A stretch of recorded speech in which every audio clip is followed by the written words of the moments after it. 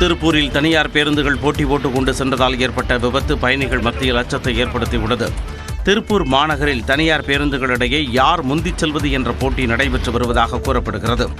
அதனை மெய்ப்பிக்கும் வகையில் பல்லடம் சாலையில் போட்டி போட்டுக் கொண்டு சென்ற 2 தனியார் பேருந்துகள் ஒன்றோடு ஒன்று மோதிக்கொண்டன. நல்வாய்ப்பாக பெரிய விபத்து நேராத நிலையில் மாவட்ட ஆட்சியர் அலுவலகம் முன்பு பேருந்தை நிறுத்தி 2 பேருந்துகளின் ஊழியர்களும் வாக்குவாதத்தில் ஈடுபட்டனர். தனியார் பேருந்துகளின் இத்தகைய செயல்பாடுகளால் பயணிகள் அச்சமடைந்துள்ளனர். மாவட்ட நிர்வாகம் இதில் தலையிட்டு உரிய தீர்வு காண வேண்டும் என்பதே அப்பகுதி மக்களின் கோரிக்கையாகும்.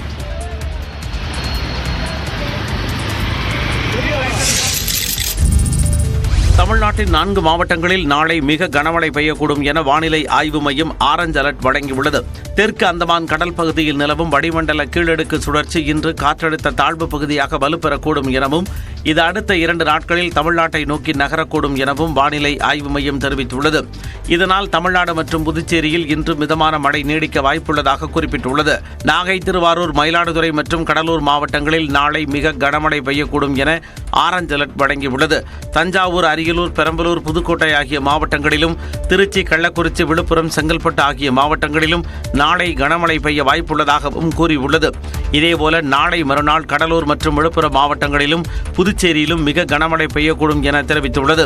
சென்னையில் வானம் மேகமூட்டத்துடன் காணப்படும் எனவும் ஒரு சில இடங்களில் லேசான மழை பெய்ய வாய்ப்புள்ளதாகவும் வானிலை ஆய்வு மையம் குறிப்பிட்டுள்ளது. தென் தமிழக கடலோர பகுதிகள், மன்னார் வளைகுடா மற்றும் குமரி கடல் பகுதிகளில் மணிக்கு 55 கிலோமீட்டர் வேகம் வரை சூறைக்காற்று வீசக்கூடும் என்பதால் மீனவர்கள் அந்த பகுதிகளுக்கு செல்ல வேண்டாம் என அறிவுறுத்தியுள்ளது. திருவள்ளூர் மாவட்டம் வேப்பம்பட்டு பகுதியில் 4 நாட்களாக மழைநீர் வடியாததால் மக்களின் இயல்பு வாழ்க்கை பாதிக்கப்பட்டுள்ளது. கனமழையால் வேப்பம்பட்டில் உள்ள சென்சு நகர், கஜலட்சுமி நகர், தசரத நகர், ஜெய் அவென்யூ நகர், ராஜேஸ்வரி நகர், தேவி கருமாரியம்மன் நகர் உள்ளிட்ட இடங்களில் குடியிருப்புகளில் மழைநீர் தேங்கியது.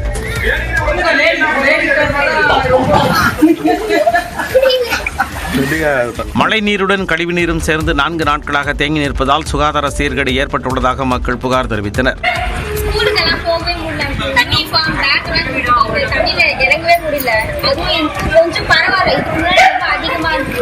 இந்த வருஷமா தண்ணி இல்லை, இப்பதான் ரொம்ப அதிகமா இருக்கு. சீக்கிரமா தெருக்களில் தண்ணீர் தேங்கி நிற்பதால் வீட்டிலேயே முடங்கி கிடப்பதாக மக்கள் கவலை தெரிவித்தனர். இதேபோல் திருவள்ளூர் அரசு மருத்துவக் கல்லூரி மருத்துவமனை முன்பு உள்ள காந்திபுரம், புங்கத்தூர் உள்ளிட்ட இடங்களில் 3 நாட்களுக்கு மேலாக தண்ணீர் தேங்கி நிற்பதால் மக்கள் அவதியடைந்துள்ளனர்.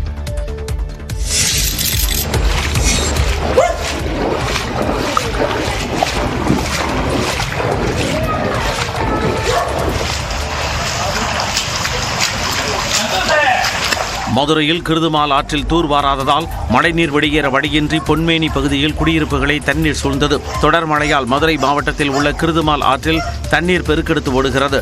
இந்நிலையில் மதுரை மாநகராட்சிக்கு உட்பட்ட பொன்மேனி பகுதியில் குப்பைகள் தேங்கி கிடப்பதால் கிருதுமால் ஆற்றில் அடைப்பு ஏற்பட்டது. இதனால் குடியிருப்புகளை தண்ணீர் சூழ்ந்தது.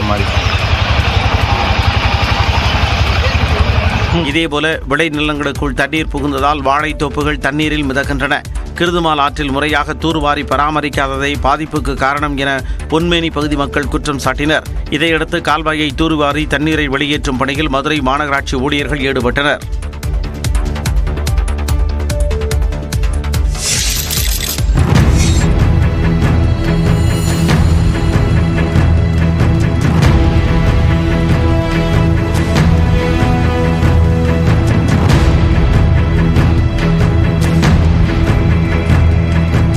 சிவகங்கை மாவட்டம் மதகுப்பட்டி அருகே மணிமுத்தாற்றில் வெள்ளம் ஏற்பட்டதால் தரைப்பாலம் மூழ்கிய காட்சிகள் தான் இவை. தொடர் மழை மற்றும் ஏரியூர் கண்மாய்க்கு வரத்து அதிகரித்ததால் மணிமுத்தாற்றுக்கு வரும் நீரின் அளவு அதிகரித்தது. மேலும் தொடர் மழையால் மதகுப்பட்டி அருகே ஆலவிளாம்பட்டி பட்டமங்கலம் செல்லும் சாலையில் மணிமுத்தாறு தரைப்பாலம் தண்ணீரில் மூழ்கியது. இதனால் கொட்டக்குடி, கருங்குளம், பட்டமங்கலம், வளையப்பட்டி, கண்டரமாணிக்கம் உள்ளிட்ட 10க்கும் மேற்பட்ட கிராமங்களுக்கு போக்குவரத்து பாதிக்கப்பட்டது.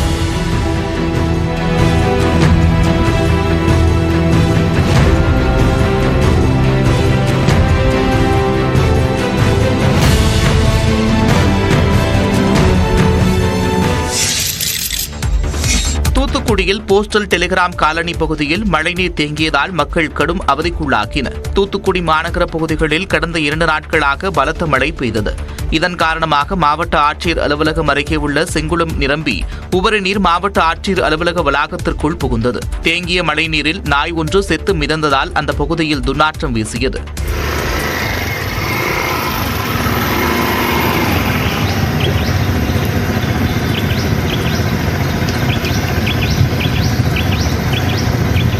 இதேபோன்று தூத்துக்குடி மாநகரில் உள்ள PNT காலனியில் குடியிருப்புகளை மழைநீர் சூழ்ந்தது. இதன் காரணமாக அப்பகுதி மக்கள் வீடுகளை விட்டு வெளிவர முடியாமல் தவித்தனர். வருஷம் இதே இதாக தான் இருக்குது. ஒரு கடைக்கண்ணிக்கு எங்கேயுமே போக முடியல. பாத்ரூம் எல்லாமே போகிறதுக்கு ரொம்ப சங்கடமாக இருக்குது. எல்லாமே நிறைஞ்சிருது. பாதாள சாக்கடை அது இதுன்னு தோண்டியிருக்காங்க. தோண்டினாலும் ஒன்றும் பெனிஃபிட் இல்லை. இந்நிலையில் தூத்துக்குடி மாவட்டம் விளாத்திக்குளத்தில் பயிர் சேதம் குறித்து தோட்டக்கலைத்துறை இணை இயக்குநர்கள் ஆய்வு மேற்கொண்டனர்.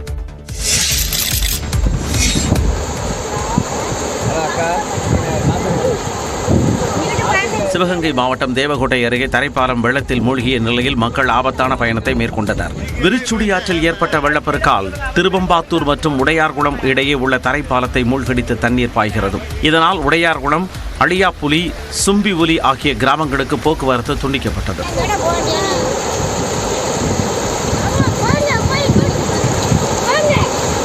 சிவகங்கை மாவட்டம் திருப்பத்தூர் அருகே கலுங்குப்பட்டியில் 350 ஏக்கர் பரப்பளவு கொண்ட கண்மாய் நிரம்பி வடிகிறது. இதனால் கலுங்கு வழியாக அருவி போல தண்ணீர் ஆர்ப்பரித்து வெளியேறி வருகிறது.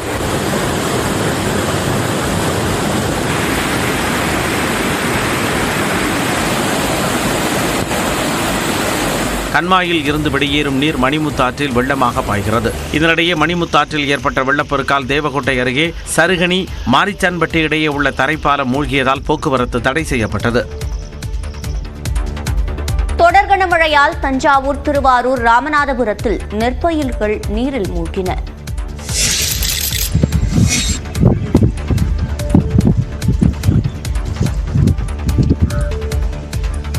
தொடர் மழையால் திருவையாறு சுற்றுவட்டாரத்தில் விளைநிலங்கள் ஏரி போல மாறியதால் பயிர்கள் அழுகும் நிலை ஏற்பட்டுள்ளது. தஞ்சை மாவட்டத்தில் திருவையாறு, காட்டுக்கோட்டை, கண்டியூர், அரசூர் உள்ளிட்ட இடங்களில் நடவு செய்த 30 நாட்களேயான சம்பா நெற்பயிர்கள் தண்ணீரில் மூழ்கியுள்ளன. தண்ணீரை வெளியேற்ற அரசு அலுவலர்கள் எந்த நடவடிக்கையும் எடுக்கவில்லை என விவசாயிகள் குற்றம் சாட்டினர். தண்ணி நின்று எல்லா பயிர்களும் அழிவு போச்சு. அதோட வடிகிறதுக்கு வழி இல்லை. இதுக்கு முதன்மை காரணம் வடிகால் வசதி இல்லாதது தான். வருவாய்த்துறையில இருந்தும் வீடியோவும் பார்வையிட்டாங்க. ஆனால் எந்தவித நடவடிக்கையும் எடுக்கல. மழை பாதிப்புக்கு நிரந்தர தீர்வு காண வடிகால் அமைக்க வேண்டும் எனவும் உரிய இழப்பீடு வழங்க வேண்டும் எனவும் விவசாயிகள் கோரிக்கை விடுத்துள்ளனர்.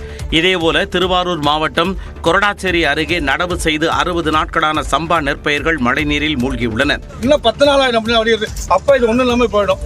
விவசாயிக்கு ஏக்கருக்கு 50,000 கொடுத்தே ஆகணும். வடிகால்களை முறையாக தூர்வாராததால் தண்ணீர் தேங்கியதாகவும் உரிய நிவாரணம் வழங்க வேண்டும் எனவும் விவசாயிகள் வலியுறுத்தினர்.